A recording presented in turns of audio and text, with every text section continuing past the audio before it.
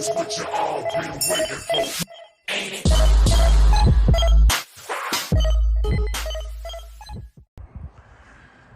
Alright guys, so we finally got the Cobra up to the dealer. So today we are going to be replacing that throwout bearing finally, and then buttoning up a few other loose ends, hopefully get at least the front end aligned today.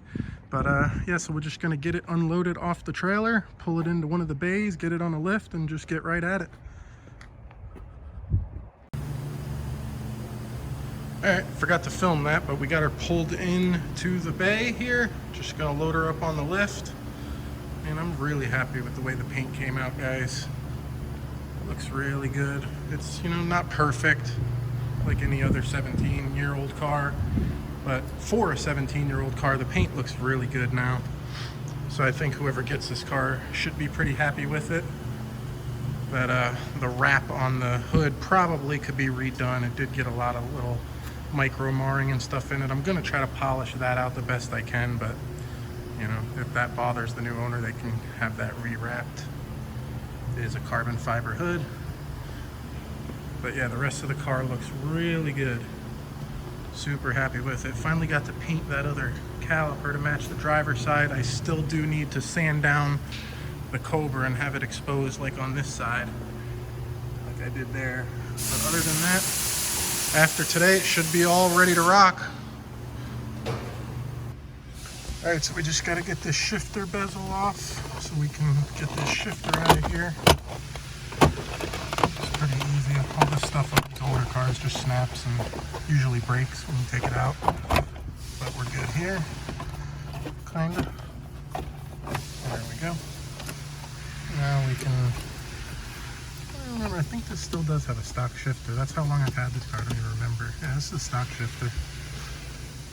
So yeah, now we just got these few bolts here we got to get out, and then we can get the shifter out of here, and then we can throw the car up on the lift here and start doing everything from underneath. Alright, so now we got the exhaust off. We just got to get this drive shaft out of here.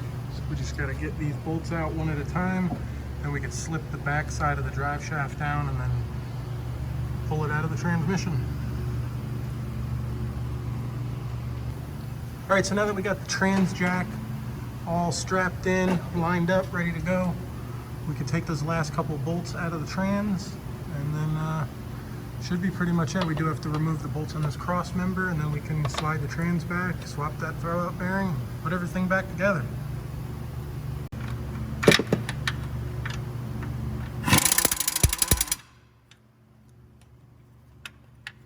Look at that brand new spec clutch.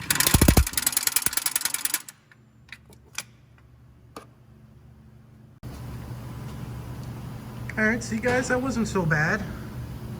Now we can get a good look at the clutch and everything. The clutch still looks brand new, of course. It was just that throwout bearing. Word to the wise, don't ever use the throwout bearing that comes with the spec clutches, or probably any of the clutches for that matter. Use the heavy-duty Ford Racing throwout bearing. Lesson learned. Alright guys, so we got the new throwout bearing installed on the clutch fork here, and you can definitely tell a difference.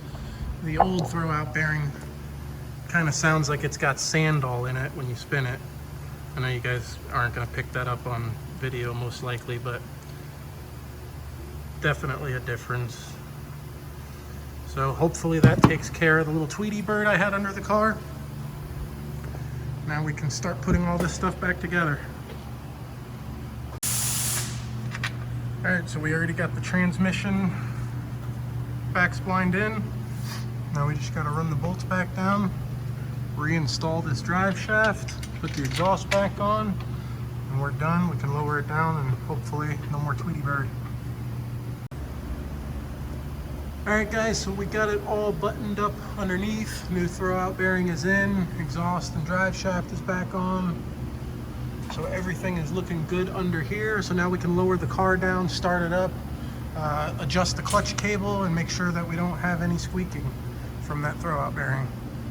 But other than that, all complete. Move on to the next thing. Alright guys, so the throwout bearing is done, good to go, no squeaking anymore. I already started it up and drove it over here into the alignment bay. I will get a video for you guys before I end this video, or I will get some footage, I should say, of the car running and driving. But other than that, guys, the 03 Cobra is done. As soon as we finish up this alignment, we're probably just going to do the front alignment. The rear's never really been messed with, but we did install coilovers and caster camber plates on the front. So just going to do the front alignment, and then car's ready to go up for sale. I'm excited. Alright guys, so it got dark on us. We ran out of time, but we got pretty much everything done, like I said, except for the rear alignment. The squeaky throwout bearing that we had before was actually masking a little bit of a squeaky idler pulley that I have here. I don't know if you guys can pick that up on the video or not. Yeah, it's just got a little bit of a squeaky idler pulley. No big deal. Should be pretty cheap and easy to fix that. Like I said, guys, every time I mess with this car, I find something else to mess with, or, you know, buy or fix or whatever. But it did get dark on us, so what I'll do is tomorrow I'll pull the car out before I end the video and do a little drive for you guys. Just a little blower line for you. So yeah, guys, I'll get this thing out tomorrow. Gonna load it up on the trailer real quick here, and I'll get it out for you guys in the morning. That way you guys can see the car in action, at least a little bit for once. Alright guys, so we are back from the dealership. We got the throwout bearing done. The front end wheel alignment is all completed. So now the car is 100% ready to sell, except for, like I said, we were still deciding whether or not we were going to tune the car or sell it untuned. I decided I just was going to bust out the old software and get the tune dialed in the best I could. That way I feel more comfortable, you know, giving it off to the new owner. So basically that's what we're doing right now. Is I've already written the base file, got the car running, dialed in the idle and some free revs a little bit, got the air fuel ratio close, you know, like I said, idle, free revs to about 3,000 RPMs. So now we're gonna go out, data log a little drive around, probably end up doing just a short wide open throttle pull, maybe 4,000 or 5,000 RPM. That way we have an idea of what the air fuel ratio is. And then we can make the final tuning adjustments and go from there. So we're gonna get in now, start data logging, and see what she does.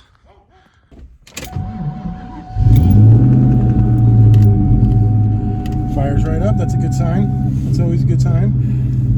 That's what I like to hear. There we go.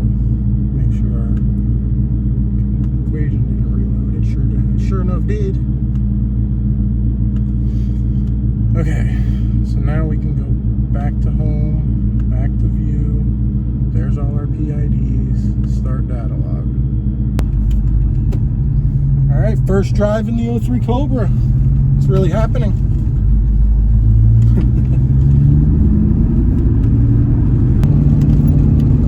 Runs nice and smooth though for the base file.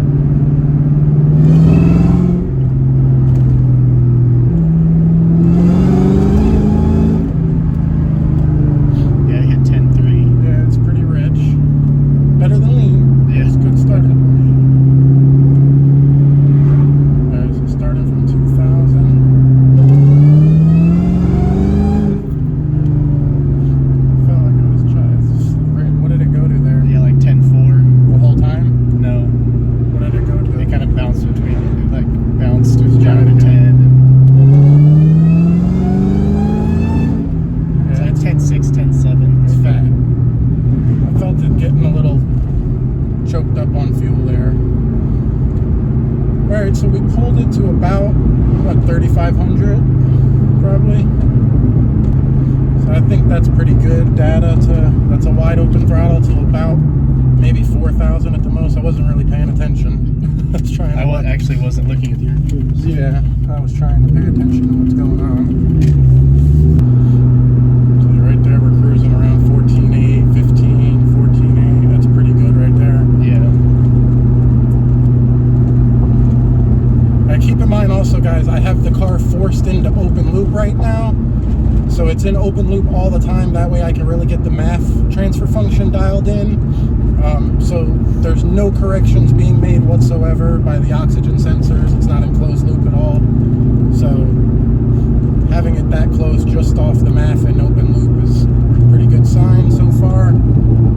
Sure, 18. Yeah, like I said, when you come off the throttle, it's normal to go full lean like that. It's nothing to worry about. Another thing I did in the tune, guys, to keep it safe for those first wide open throttle pulls is I did pull 4 degrees of timing globally. Just want to keep things safe. So once I have the tune dialed in and I feel comfortable, I'll go ahead and at least put a couple degrees of timing back into it.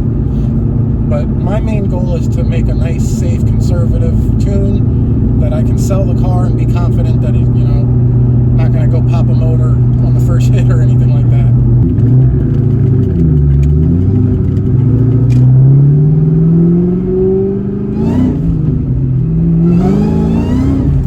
That was all spin right there. This thing is nasty. I want to keep it. I love it.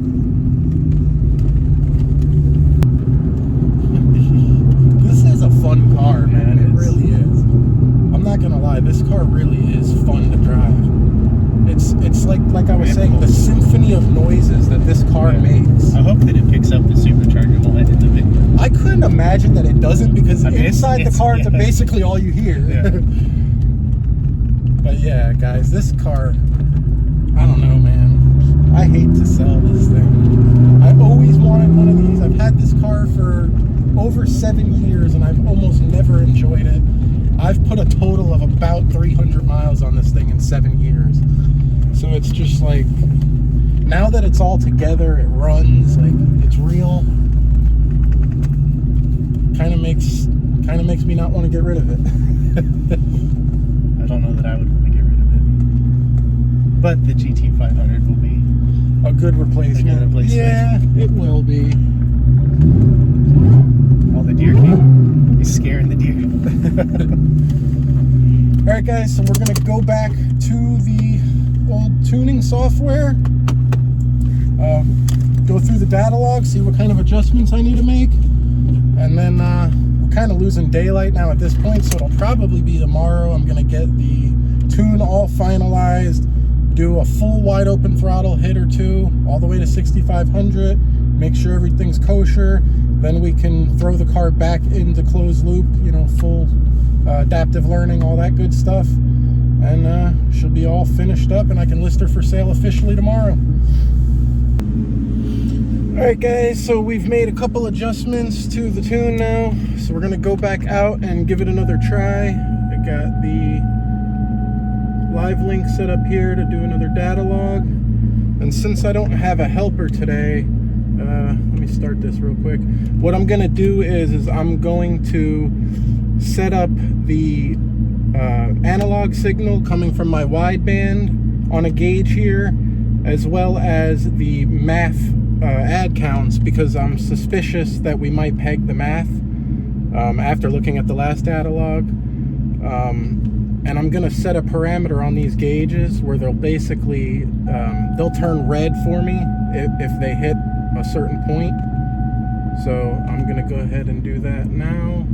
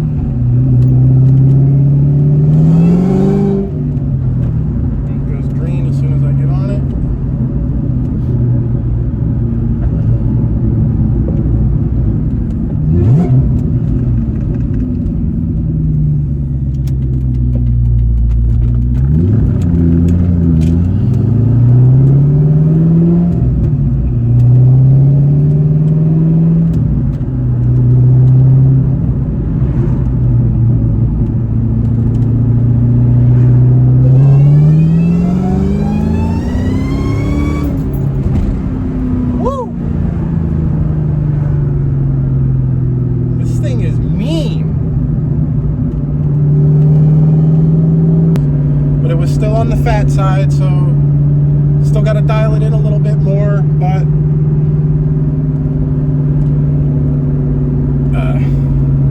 better to be a little fat than a little lean. Trying to see the max counts we hit there. Yeah, we hit 912 counts on that one, so we're basically pegging the MAF already. So that's going to be a problem, guys, because I don't think I pulled it much past, which I could probably see here. I just don't want to crash. Shouldn't be paying too much attention to that data log while I'm driving. But I want to see what RPM I got up to there. I don't think I pulled it all that high to see 912 counts. For those that don't know, it only goes up to 1,023 counts. So once you get up that high, you basically either need a larger tube for the MAF, or a MAF itself, a different sensor that has more range. So, and that's definitely what it's looking like. And I don't know, guys, I'm really running out of time with this car. I've got to get it sold. I think I got about 3 or 4 weeks until the GT500 gets here, hopefully anyway. So, you know, and obviously I need time to get the car sold. You know, so I guess I really need to go back, look at this log, and I got some thinking to do. Whether or not I'm going to buy a new mass air sensor, or just finish dialing in the tune, you know, up until a little bit before where the MAF pegs, and just sell it as is, and obviously let the new owner know that you can't go wide open throttle past a certain RPM. What I could do is I could even set a... I could even lower the rev limiter on the car, so I could lower the rev limiter down to wherever the MAF starts to peg. I mean, I know that's kind of cheesy, guys, but it is what it is at this point. It's either fix the mass air, you know, put a new mass air in it, or, you know, obviously I don't want whoever gets it to break it. I mean, you can always tell somebody not to do something, and I guess that would kind of be on them if they took it upon themselves to do that, but I'd like for whoever I give it to get a car that's going to work for them and not blow up on them. So this thing is for real. That was just like rolling into the throttle and kind of feathering into it. I don't think I ever broke about half throttle there. This thing is fun, man.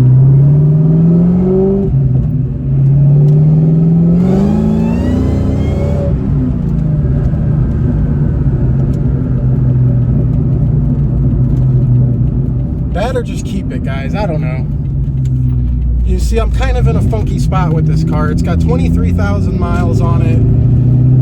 It's not mint condition. It's probably not even, I'll be honest, it's probably not even like most 23,000 mile Cobras that you would find. Not that there's too many of them out there. They are out there, though. But I'm kind of in a funky spot in the sense that, you know, it's a 23,000 mile Cobra. Granted, it's not perfect, but you know, if I have to sell this thing with issues or, you know, not completed, I think the car's worth over 20 grand if everything was perfect. Probably maybe even mid-20s. But, you know, if you have to sell an incomplete car or something that you have to say there's issues on or whatever the case may be, you know, what I'm getting at is I don't want to give this car away for 15 grand.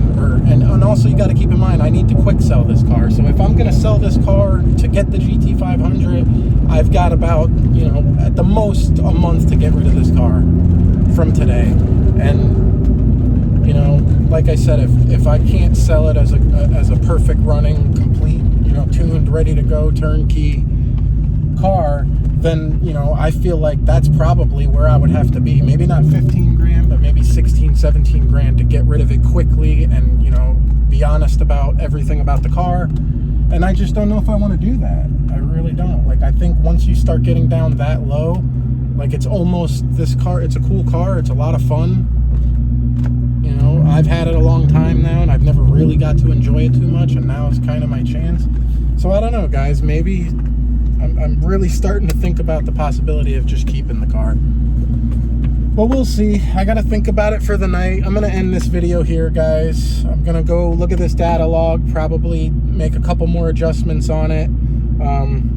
I can clearly see, though, at 4,500, we're already almost pegging the MAF, the MAF. So, you know, I think maybe we can get to 5,000 before it pegs, but you know, we still got another 2,000 RPM to go. So, you know, obviously this math is not going to cut it. So that is going to wrap it up for this video, guys. As always, I appreciate you guys watching the video. Stay tuned for future videos. We're going to have the GT500 coming in the next month or so, hopefully. So, and you know, I'll keep you guys updated on this car. But again, thanks for watching, and I'll see you next time. We drifted